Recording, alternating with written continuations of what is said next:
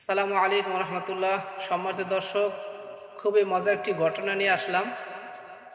ঘটনাটি হলো হজরত খিজর আলাইহিস সালাতু ওয়াস সালাম এর সাথে এক হিংসুকের সাক্ষাতের পর হজরত খিজর আলাইহিস সালামের সাথে কি বলেছিলেন, চলুন আমরা তাহলে ঘটনাটি একটু শুনে আসি।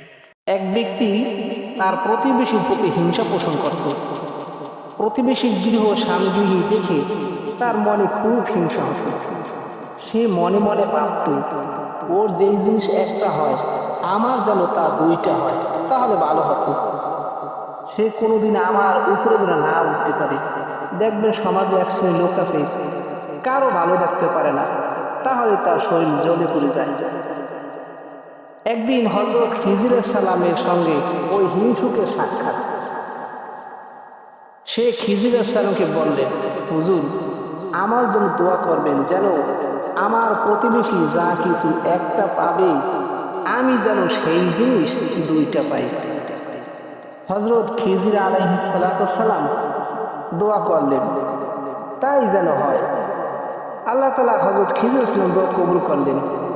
এরপর একদিন তার প্রতিবেশী একতলা দালান বানালো, সঙ্গে সঙ্গে তার দুইতলা দালান হয়ে গেল। সে খুব খুশি হলো, মনে মনে ভাবলো, খিজির আলাইহিস সালাম দোয়া কবুল হয়েছে, আমার আর ভাবনা কিসের চিন্তা। একদিন প্রতিবেশীর একটা গাড়ি হলো, সঙ্গে সঙ্গে ওই হিংসুকের দুইটা গাড়ি হলো। প্রতিবেশীর 1 বিঘা জমি হলো, ওই হিংসুকের 2 বিঘা জমি হলো।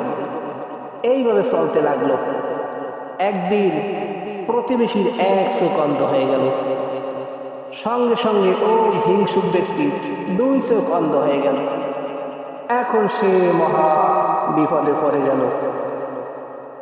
হঠাৎ হযরত খিজির সালাম এসে হাজির হলেন।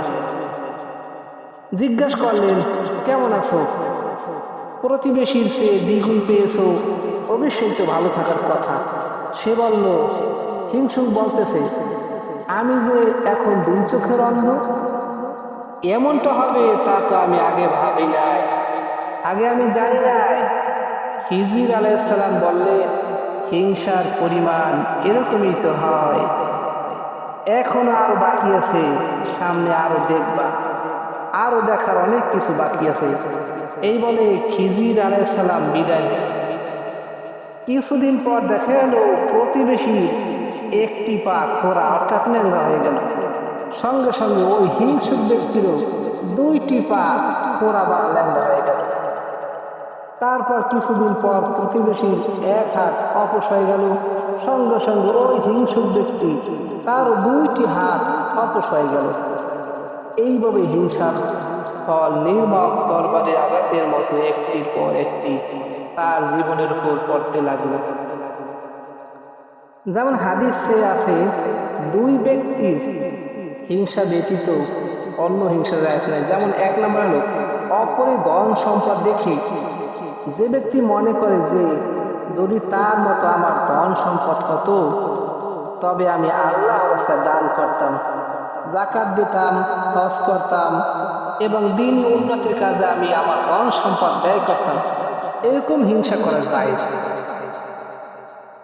2 নম্বরে হলো অপরের দিন ইলম দেখে যে ব্যক্তি মনে করে যে আমিও তার মতো যদি আলেম হইতাম, আলেম হয়ে আমি মানুষকে দিন শিখাইতাম, তখন সে তার সাথে হিংসার বশবর্তী হয়ে এলেম অর্জনে লেগে যাওয়া, তখন এলেম শেখা বা এলেম অপরকে শিখানো, এমন হিংসা করতে পারে। এই জন্য রাসূল পাক সাল্লাল্লাহু আলাইহি ওয়াসাল্লাম ইরশাদ করেন, ইয়াকুম ওয়াল হাসাদা ফা ইন্নাল হাসাদা ইয়াকুলুল হাসানাতি কামা তাকুলান নারু হাতবা। অর্থাৎ হাসাদ, হিংসা হতে দূরে থাকো, কেননা হাসাদ নেকিকে ধ্বংস করে, এমন আগুন কাঠকে পুড়িয়ে দেয়। যেমন কাঠকে আগুনে যেমনিভাবে পুড়িয়ে ছারখার করে দেয়, মানুষের ন্যাক আমলও এই হিংসার কারণে পুড়ে ছারখার করে দেয়। আল্লাহ তাআলা আমাদেরকে হিংসা থেকে বেঁচে থাকার তৌফিক দান করুন। আমিন, আল্লাহুম্মা আমিন।